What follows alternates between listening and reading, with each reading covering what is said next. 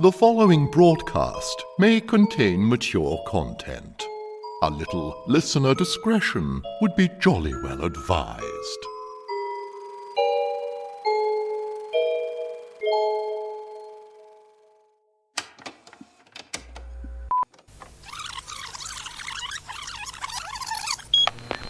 Cast out by my parents, I ventured forth into the vast world beyond.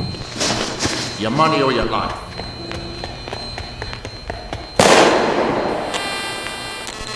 For what it's worth. No.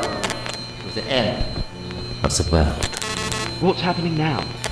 Where am I? You're everywhere. And nowhere. And nowhere. I was about to discover something so earth-shattering that it would rip the ground right out from under my feet.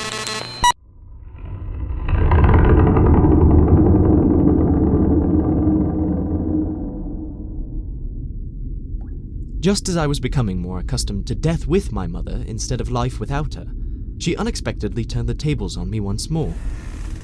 Well, drink up, darling. She took a last sip of the thick purple concoction that passed for tea. I must be going too. Going? Going where? Away. But you're at the end of the world. Where is there to go? Lots of places. Lots and lots of places. Once you're here.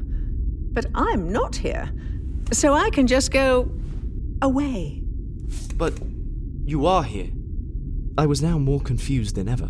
Ah, to you I am. You needed me, so you brought me here. And I appeared to you, just as you wanted. Though frankly, darling, I could have done without the Diana Ross touch. I don't know what you could have been thinking. Don't get me wrong. She's very talented and what have you.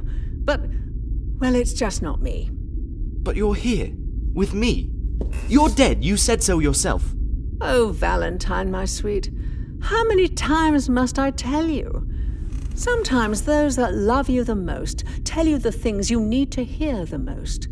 That doesn't make them true. So, you aren't really here?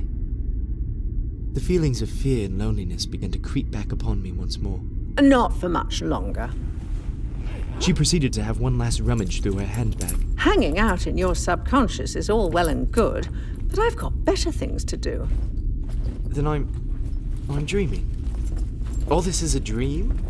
A dream that I shall wake up from feeling silly and relieved, yet somehow wiser?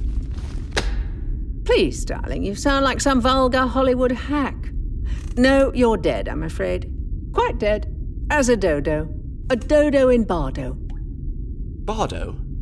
I knew the word sounded familiar, but from where I couldn't quite recall. Oh, don't tell me you've forgotten already. Bardo.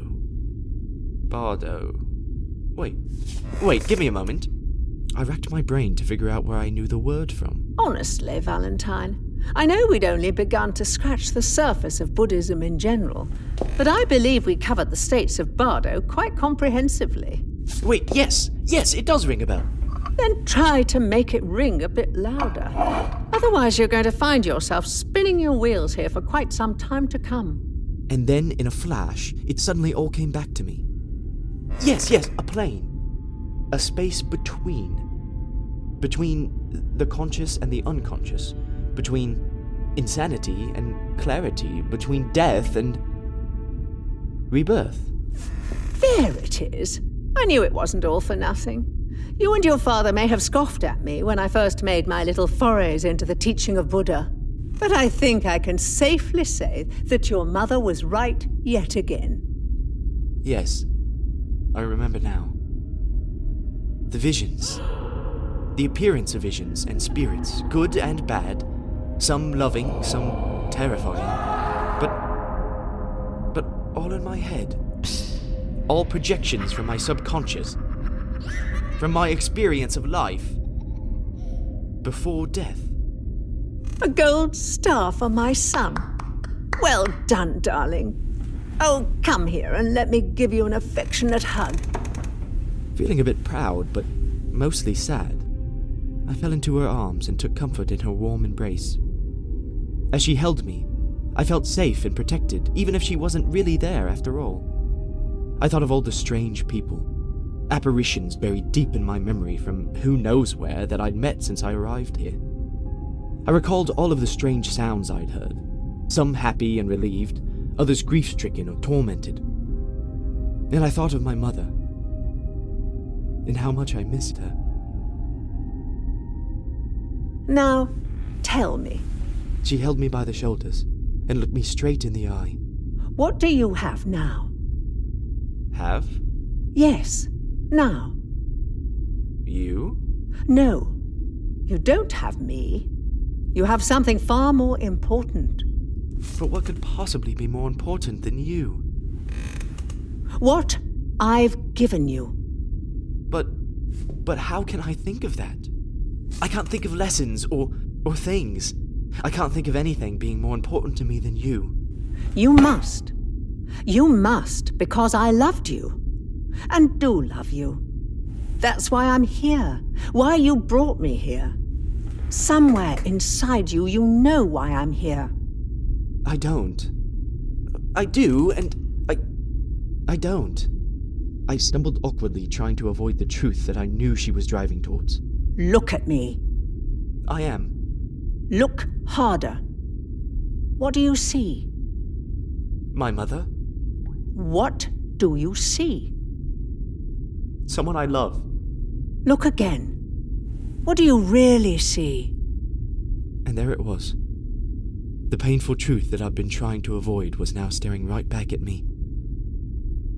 I see what I want to see, Yes. but it's not real. No. You're not there. No. My heart ached so heavily I just wanted to cry. No. I just wanted to see you again, that's all. I know. And I came. I nodded silently, tears trickling down my cheeks as she placed her hand in mine.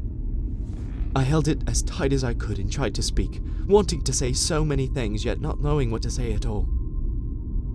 I finally managed 3 words which seemed to sum it all up. I miss you.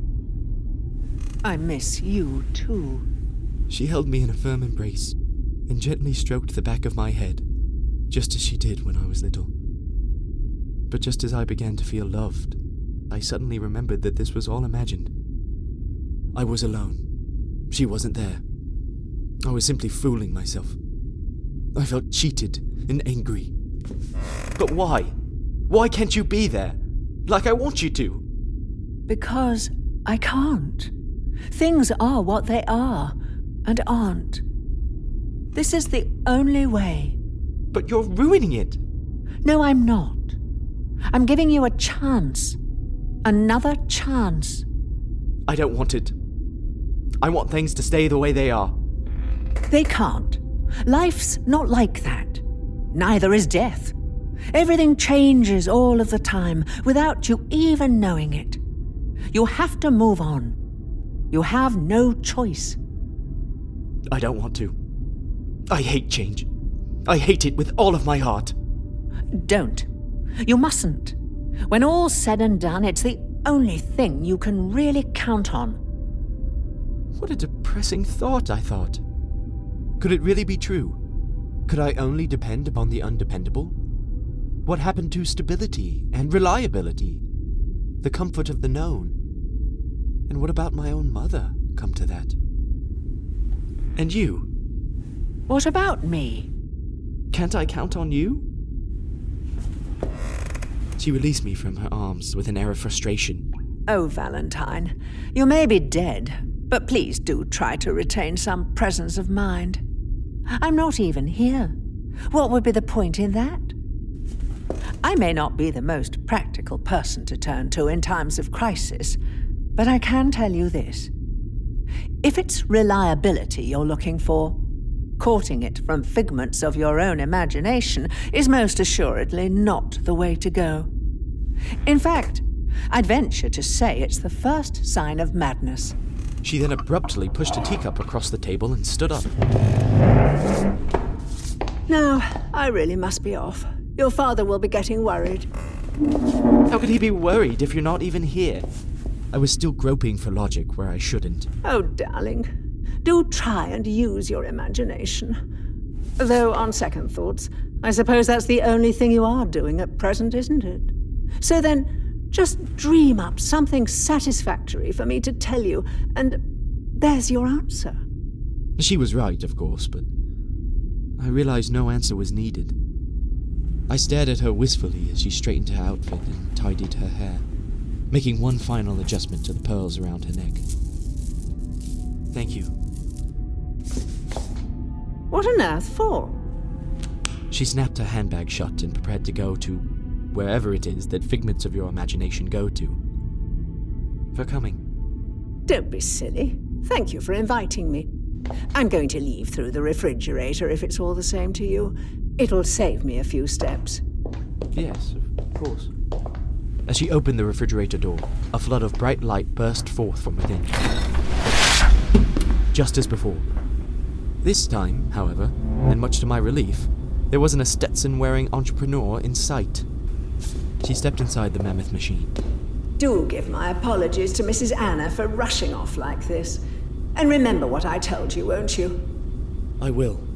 She kissed the fingers of her hand and placed them on my forehead, before disappearing inside the refrigerator. After a moment or two, I heard her voice calling back. Goodness, these steps are narrow. Oh, look, there's your Aunt Eleanor, looking every bit as miserable in the afterlife as she did in her heyday. Let's hope she doesn't see me. Bye, darling. Bye, Mother. I gently closed the refrigerator door behind her. And I was alone again.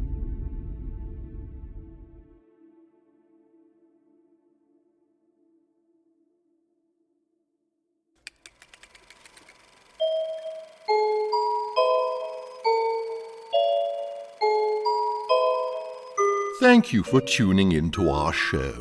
We do hope you enjoyed it. And if so, why not be an absolute angel and leave us a rating or review on whichever podcast platform you frequent. Thank you.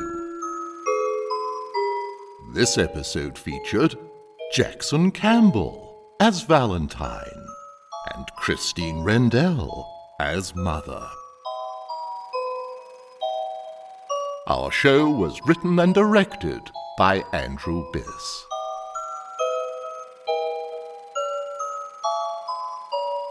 Until next time.